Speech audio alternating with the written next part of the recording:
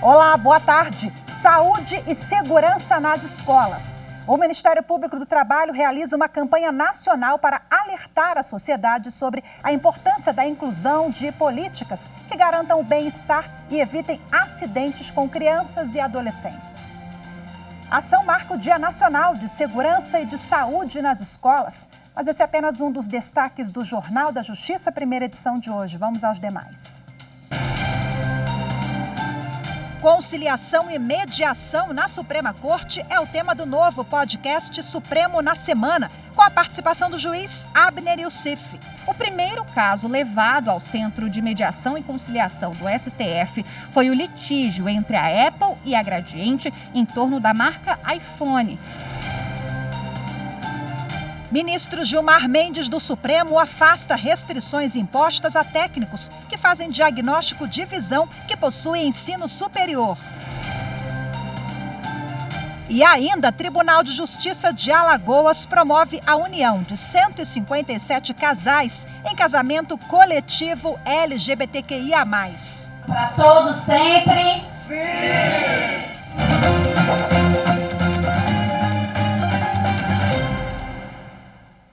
O novo episódio do podcast Supremo na Semana tem a participação do juiz Abner Youssef. Ele coordena os trabalhos do Centro de Mediação e Conciliação do Supremo Tribunal Federal. O magistrado fala sobre como as soluções negociadas facilitam os julgamentos da Corte. O Supremo Tribunal Federal criou em agosto do ano passado o próprio Centro de Mediação e Conciliação. Desde então, o setor já analisou 10 casos e em metade houve acordo. Para o coordenador do grupo, o juiz Abner Youssef, mesmo quando não há consenso, o diálogo entre as partes facilita os julgamentos na Suprema Corte. Mesmo nesses casos em que às vezes não se chega a uma solução definitiva para a totalidade do problema, um ponto muito positivo é que permite que, às vezes, em aspectos parciais daquele problema discutido, é possível que se chegue a consensos relativos a essas partes também. O conflito não é totalmente definido, mas há uma redução daquele próprio objeto litigioso da causa, que também é uma dessas vantagens. A mediação e a conciliação já vinha sendo praticada por alguns ministros do STF, mas apenas no gabinete deles. Agora, todos os processos considerados passíveis de negociação podem ser encaminhados diretamente ao centro, desde que seja de interesse de ambas as partes. É imprescindível que haja o interesse das partes, porque se as próprias partes não possuem o interesse em sentar-se, dialogar e chegar a um termo comum, ou pelo menos tentar, não há como promover uma conciliação ou uma mediação sem interesse das próprias partes. O primeiro caso levado ao Centro de Mediação e Conciliação do STF foi o litígio entre a Apple e a Gradiente em torno da marca iPhone e teve como mediadora a ministra aposentada Ellen Grace. Atualmente estão em negociação conflitos federativos envolvendo o envio de vacinas contra a Covid-19 pela União aos estados. Uma possibilidade também que existe. Às vezes um problema não é resolvido na primeira reunião, mas há a possibilidade de desenvolver sessões plurais para que esse tema seja continuamente trabalhado.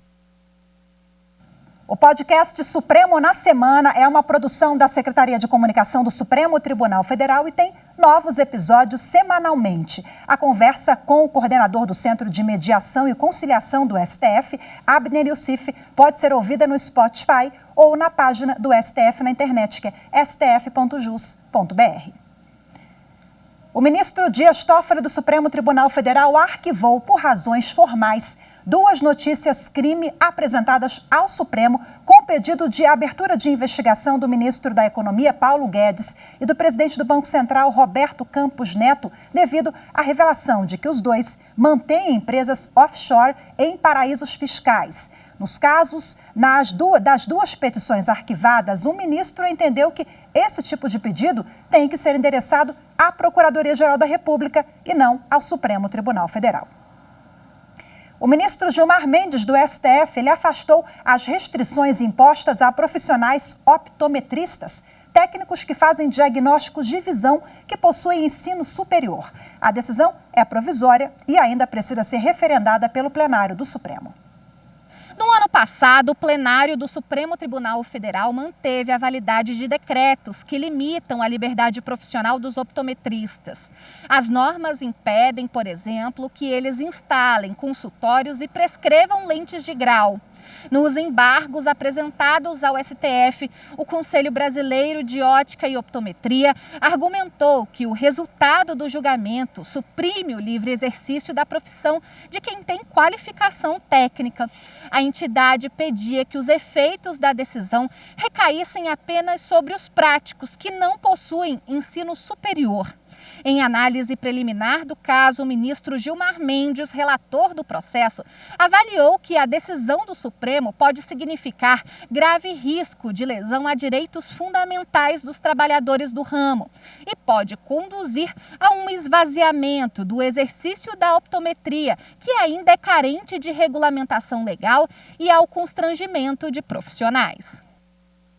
A quinta turma do Superior Tribunal de Justiça anulou decisão que condenou uma mulher apenas pelas provas de motivação para um crime que ela não cometeu.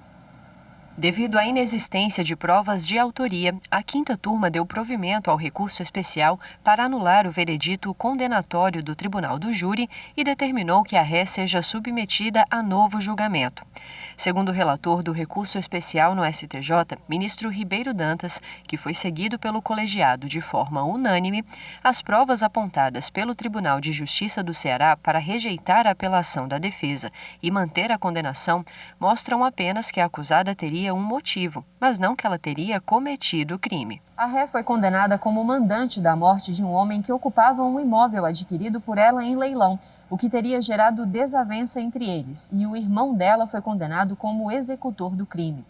O Tribunal de Justiça do Ceará cassou o veredito em relação ao irmão por considerá-lo manifestamente contrário às provas, mas manteve a condenação da acusada de ser autora intelectual do homicídio. O ministro Ribeiro Dantas verificou que o acórdão recorrido expôs a totalidade das provas que embasaram o resultado do júri e que todas elas apontam apenas a existência de uma desavença entre a ré e a vítima, sem a indicação de nenhum elemento concreto que sugira que ela seria autora intelectual do crime. O relator explicou que, como a legislação brasileira permite o controle jurisdicional das decisões dos jurados, a Corte competente para julgar a apelação deve investigar se o veredito foi minimamente respaldado nas provas e teses apresentadas em plenário. O ministro ainda ressaltou que a prova do motivo não implica necessariamente prova da autoria e que verificar a existência de um motivo e, a partir dele, considerar que a autoria está provada significa inverter a ordem lógica de valoração das provas. Começou na manhã de hoje no Tribunal Superior Eleitoral a inspeção dos códigos-fonte dos sistemas eleitorais pelos participantes pré-inscritos na edição de 2021 do Teste Público de Segurança do Sistema Eletrônico de Votação. Esse ano, o TPS conta com uma lista de 39 investigadores inscritos. Bom, e pela primeira vez, investigadores que moram fora de Brasília terão passagens e diárias custeadas pelo TSE nesta fase do teste que se estende até o dia 22 de outubro. Além de visitar a área onde está exposto o código-fonte, eles vão poder conferir apresentações sobre o sistema eletrônico de votação. E você vai ver no próximo bloco o Dia Nacional de Segurança e Saúde nas Escolas. Vamos falar sobre a importância de políticas de prevenção de acidentes e promoção de bem-estar nas instituições de ensino em todo o país. Os detalhes daqui a pouquinho, eu volto já.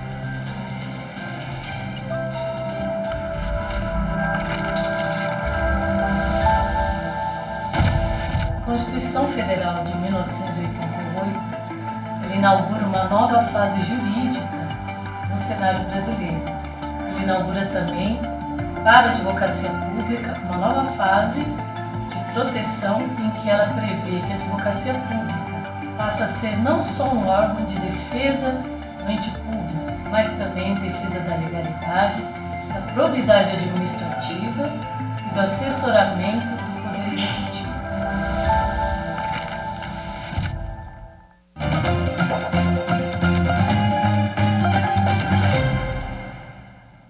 Nesse domingo, dia 10 de outubro, foi comemorado o Dia Nacional de Segurança e de Saúde nas escolas. A data é dedicada à conscientização e implementação de políticas que garantam o bem-estar e evitem acidentes com crianças e adolescentes. Por que a gente utiliza isso aqui? Porque isso aqui é mais fácil de manipulação. Agora existem roldanas, são polias duplas, que eu vou fazer nós e amarrações com corda para trabalho e resgate, em trabalho em altura e espaço confinado, do qual o trabalhador faz o acesso. Só que aí demanda, um certo nível de experiência maior. Esse treinamento com alunos é em uma escola pública em Barra Mansa, no Rio de Janeiro. Mostra o perigo de trabalhar em altura e como fazer isso de forma segura. A ação faz parte das atividades do Dia sobre Segurança e Saúde nas escolas em todo o país. Uma campanha que promove também palestras, concursos de redação e outras ações sobre como evitar acidentes e garantir a saúde de funcionários e estudantes. Desde impedir a prática de bullying, ficar atento às condições do prédio, como sistema de incêndio, instalações elétricas e as condições de uso de brinquedos e parques. Um acidente em 2017 em Campinas, São Paulo, chamou a atenção e acendeu o sinal de alerta para a capacitação de funcionários. O estudante Lucas Begali, de 10 anos, engasgou com um lanche servido pela escola. Ele sofreu asfixia mecânica e não resistiu. Essa tragédia poderia ter sido evitada caso algum funcionário da escola estivesse preparado para aplicar as técnicas de primeiros socorros. Foi por causa desse caso que, um ano depois, foi sancionada a Lei Lucas, que obriga as escolas públicas e privadas a treinar funcionários com técnicas de primeiros socorros. Com a pandemia, há ainda mais a necessidade para manter os protocolos sanitários e de higiene, como o uso de máscaras, álcool em gel e distanciamento social. A revista em quadrinhos do Ministério Público do Trabalho faz parte da campanha do órgão sobre a prevenção de acidentes nas escolas e mostra que até o super-herói deve ficar atento às regras de segurança e saúde para não cair em armadilhas. Para cuidar da segurança e da saúde na escola, não é preciso uniforme de super-herói ou planos mirabolantes. Excelente iniciativa e vamos continuar nesse assunto agora conversando ao vivo pela internet com a procuradora do Ministério Público do Trabalho, Sirlene Zimmermann. Seja muito bem-vinda ao Jornal da Justiça. Muito obrigada pela participação. Olá, Rafaela. Boa tarde. Bom, excelente iniciativa, o vídeo que nós mostramos aqui no final, o quadrinho, é uma forma didática, leve, da gente explicar esse assunto tão importante, tão relevante, que é pouco falado, né? Porque geralmente a gente associa segurança e saúde ao ambiente corporativo, e ele é importantíssimo também nas escolas, né? De fato, e nós temos uma previsão numa convenção da Organização Internacional de Trabalho desde 1981, no sentido de que os países eles adotem medidas para promover a inclusão dessas questões segurança, higiene, meio ambiente do trabalho em todos os níveis de ensino e treinamento. Então, a Lei Federal 12.645, que instituiu o dia 10 de outubro como o Dia Nacional de Segurança e de Saúde nas Escolas, ele veio nessa iniciativa e ele sugeriu a adoção de diversas atividades para o estudo e a reflexão desse tema em sala de aula, como a realização de palestras, concursos de desenhos, frases, redações, eleições de CIPA escolar, visitas em empresas. E essa lei, é importante que se diga, ela se harmoniza também com a nossa Constituição e com a Lei de Diretrizes e Bases da Educação Nacional, porque essas legislações, elas prevêem a promoção da educação sempre de forma vinculada ao mundo do trabalho, à prática social, à convivência humana. Além disso, é importante a gente sempre lembrar da Agenda 2030 da ONU, e essa proposta Segurança e Saúde nas Escolas, ela está alinhada com esses projetos, com os objetivos 3, saúde e bem-estar, 4, educação de qualidade, e também o 8, que é o do trabalho decente e crescimento econômico. Sirlene, essa iniciativa do MPT começou no Rio de Janeiro, mas agora nós temos uma proporção nacional? Exatamente. Na realidade, a iniciativa, ela num primeiro momento, né, ela não foi do Ministério Público do Trabalho. A gente precisa vangloriar e apresentar o idealizador da Lei 12.645, que é o senhor Orlandino dos Santos. Ele foi um técnico de segurança do trabalho que há vários anos começou a desenvolver aqui no Rio de Janeiro essas ações voluntárias educativas de cunho preventivo, com esse propósito principal de implementar as CIPAs, né, as Comissões Internas de Prevenção de Acidentes, nas escolas. Isso iniciou no município de Duque de Caxias, depois foi sendo expandido, e foi a partir da experiência dele que foi elaborado e encaminhado ao Senado Federal uma proposta, né, de um projeto de lei que acabou, então, resultando na instituição desse dia dedicado à segurança e à saúde nas escolas. Sem dúvida, o seu Orlandino, ele é um cidadão visionário, né, porque na linha do que foi preconizado na convenção da OIT, ele percebeu a necessidade de antecipar o contato dessas futuras gerações de pessoas trabalhadoras, empresários, gestoras públicas, com essa questão da prevenção de acidentes e doenças relacionadas ao trabalho. Tudo isso realizando esse estudo e essa reflexão nos ambientes escolares, seja para identificar, reconhecer e prevenir os riscos atuais, mas também pensando nesse futuro ingresso no mercado de trabalho. Quer dizer, o MPT só está colocando em prática o que ele abriu caminho lá atrás, né? Mas, bom, para a gente finalizar, eu queria que você falasse um pouquinho da importância dessa campanha nacional e da cartilha, porque temos uma cartilha também de segurança e saúde nas escolas. De fato, assim, mais do que a implementação da lei 12.645, que prevê um dia nacional, a proposta principal dessa campanha do MPT é poder incluir esses temas segurança e saúde nos projetos pedagógicos, permitindo que crianças e adolescentes acessem conhecimentos e disseminem esses conhecimentos, mesmo que sejam básicos num primeiro momento, sobre uma questão que é tão importante, até porque o Brasil ainda ocupa um dos piores índices de acidentes do trabalho, de mortalidade no trabalho, dentre os países do G20. Então, essa é uma campanha muito importante nesse sentido. E, sem dúvida, em matéria de segurança e saúde no trabalho, a melhor estratégia de atuação é sempre a prevenção, e o melhor caminho para a prevenção é a educação. Então, nas escolas, nós podemos difundir esse conhecimento, podemos semear essa cultura da prevenção, e a campanha do MPT, ela disponibiliza uma série de materiais. Então, além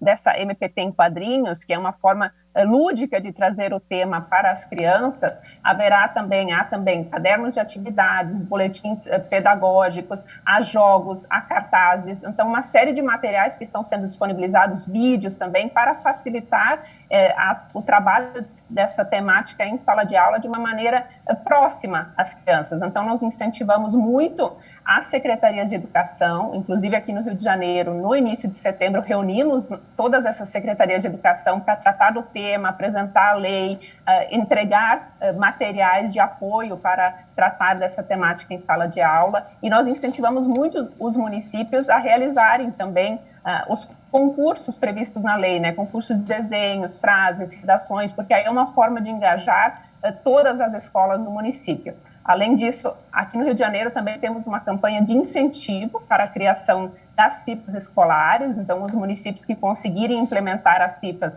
no maior de seus estabelecimentos de ensino também serão agraciados com uma premiação que nós conseguimos aqui via Ministério Público, e também estamos incentivando, porque essa é uma forma de reconhecer o trabalho do seu Orlandino lá no passado, incentivando os profissionais de segurança e saúde do trabalho a adotarem escolas, a realizarem durante esse mês de outubro atividades prevencionistas nas escolas. Excelente, Sirlene, parabéns pela iniciativa do Ministério Público, de todos os atores envolvidos nesse processo. Muito obrigada pela sua entrevista. Até a próxima, viu? Até a próxima. Muito obrigada. E você vai ver no próximo bloco, o Tribunal de Justiça de Alagoas promove a 5ª edição do casamento coletivo LGBTQIA+. Os detalhes daqui a pouquinho, volto já.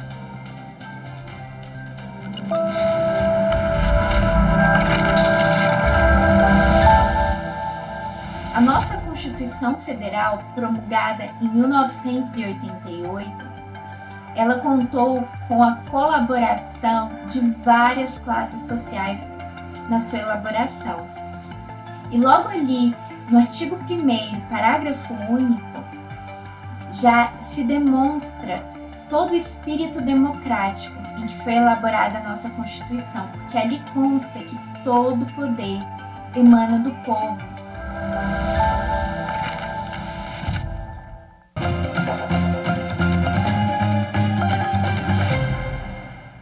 A Rede Centauro de Material Esportivo não vai ter que indenizar uma funcionária por revistar de forma moderada a bolsa dela. O caso foi julgado na 3ª turma do Tribunal Superior do Trabalho.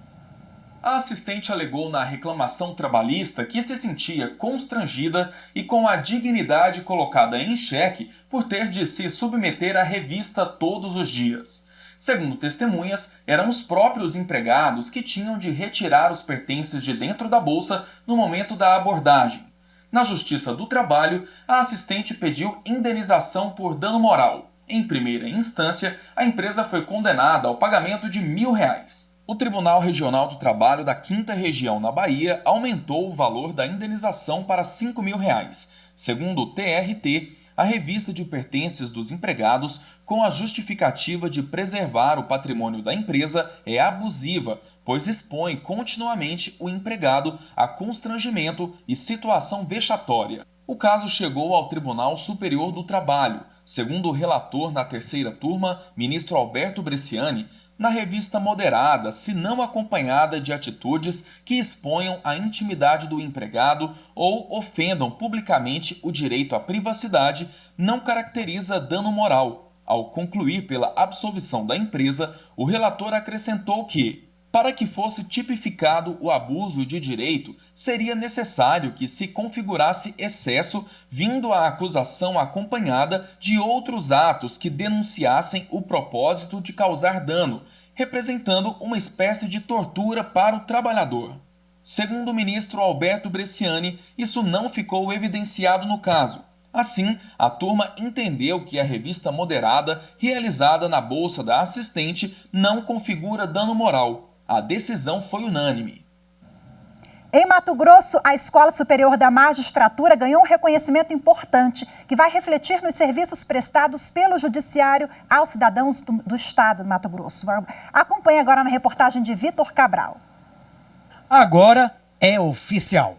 A Escola Superior da Magistratura de Mato Grosso, a ESMAGES, foi reconhecida como instituição de ensino superior.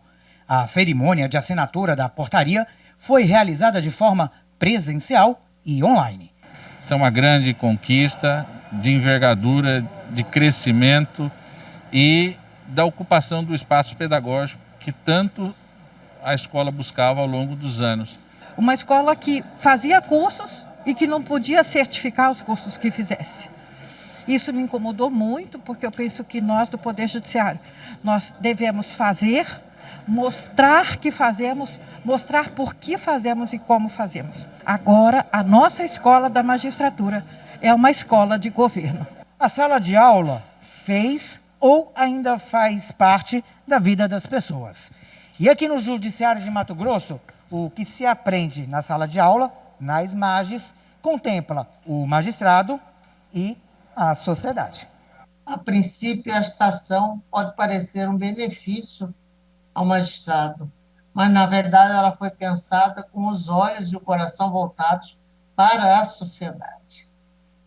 Isto porque todas as ações voltadas para aprimorar os conhecimentos dos magistrados trazem reflexo imediato na qualidade dos serviços prestados lá na ponta.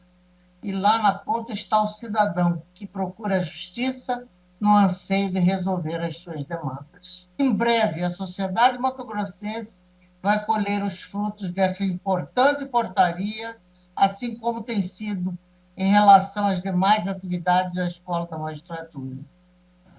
O Tribunal de Justiça de Alagoas promoveu a 5ª edição do Casamento Coletivo LGBTQIA+.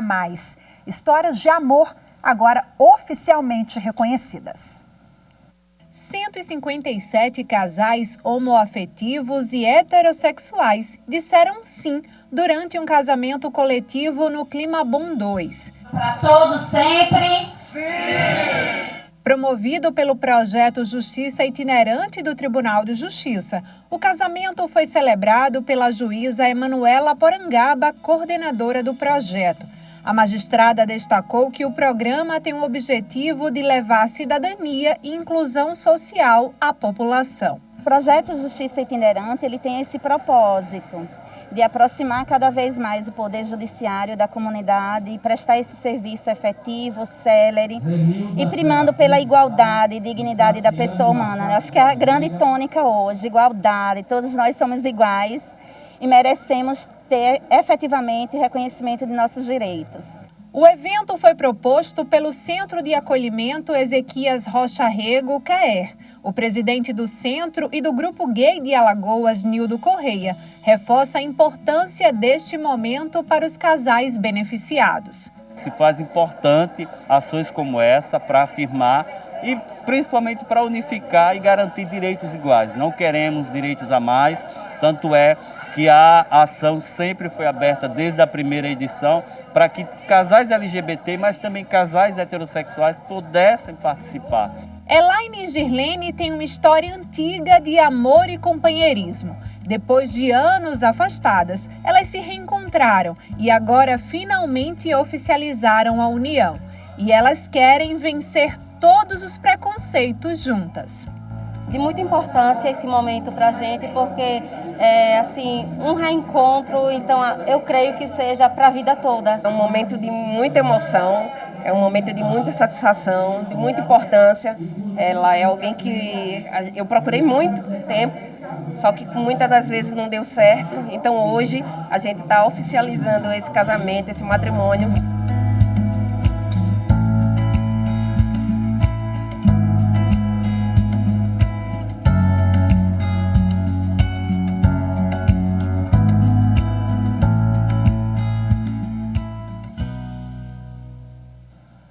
Ah, que bacana. Viva o amor, a igualdade de direitos e felicidades a todos esses casais. Ótima tarde para você. Temos um encontro marcado amanhã. Tchau, tchau. Eu te espero.